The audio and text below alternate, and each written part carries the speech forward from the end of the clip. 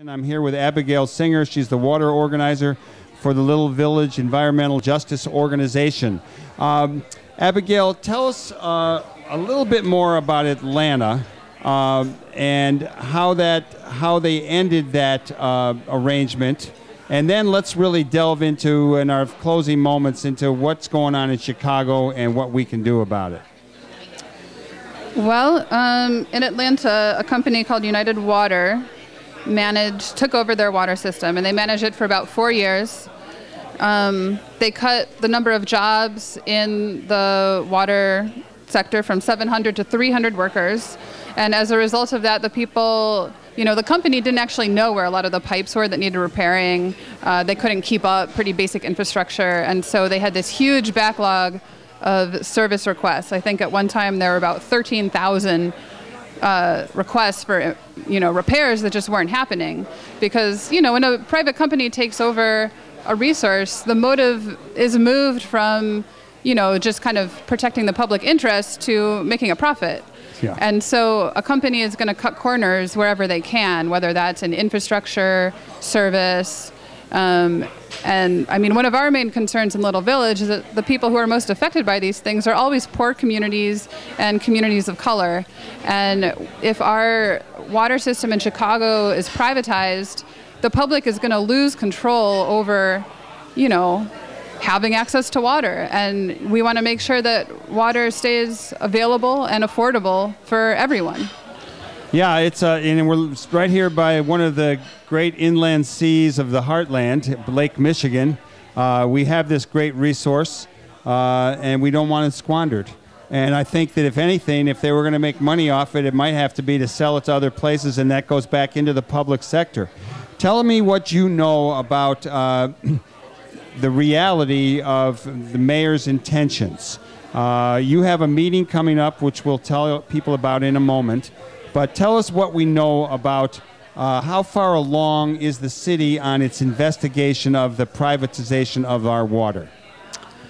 Well, unfortunately, it's not a transparent process. So we know very little. But what we do know is last fall, it came out that Mayor Daleys was meeting with consultants who were sort of pitching him on, various privatization schemes for different services. And water seems to be at the top of a list of several other options.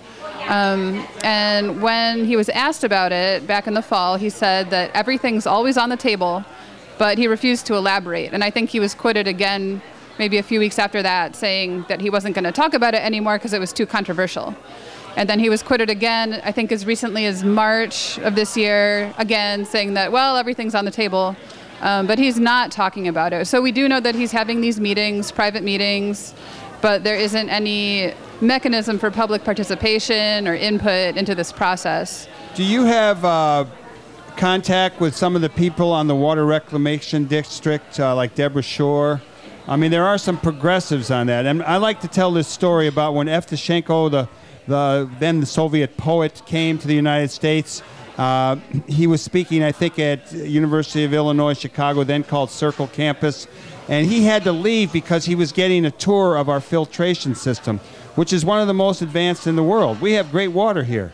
Mm-hmm. And so I'm just wondering, I know that some progressives did not win in the last election for the Metropolitan Sanitary District.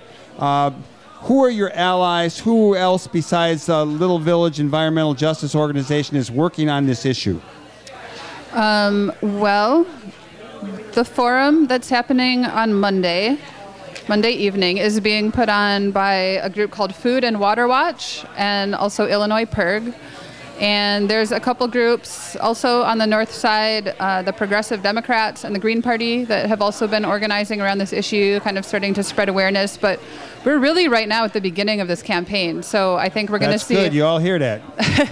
Yeah, so we're going to see a lot more activities, public forums, public demonstrations happening over the next year. Right now, we're really looking to connect with community groups and neighborhood organizations around the city who are concerned about this issue and really be proactive, because as we saw with the parking meter privatization deal, we found out about that. I mean, city aldermen found out about that 2 days before the vote. So it's not like we can wait and then they voted for it. Yeah, and then it went through.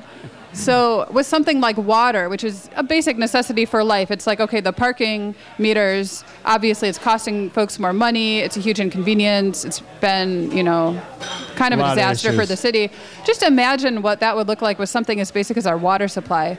So we really can't afford to wait until we know all the details, because by then it may be too late. So right now, we're just getting in touch with different groups and coming together. This Monday, there's a public forum at 7 o'clock. That'll be a great opportunity to come and get informed about kind of where we're at in the process, what we do know, and there will be an opportunity to ask questions and just sort of have a public dialogue.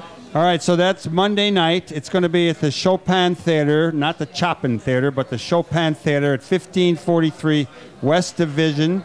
And at 7 to 9 on Monday, there'll be a number of speakers and people from various organizations. Tell us a contact number or website or email for you and your organization. Abigail Singer. Yes, you can get a hold of me. For more information, our website is lvejo.org. That stands for the Little Village Environmental Justice Organization. And folks can contact me at water@lvejo.org. And for more background on water issues generally, I would recommend also checking out foodandwaterwatch.org. Abigail Singer, I want to thank you for coming on. Keep up the good work that you're doing. Let's have a big round of applause for Abigail.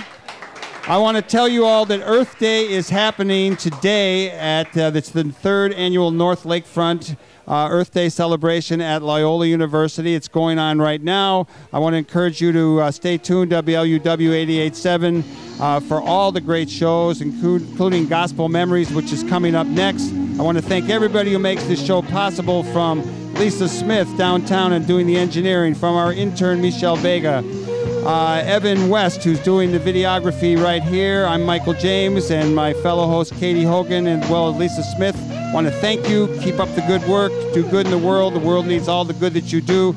All power to the people. Over and out. There's a red house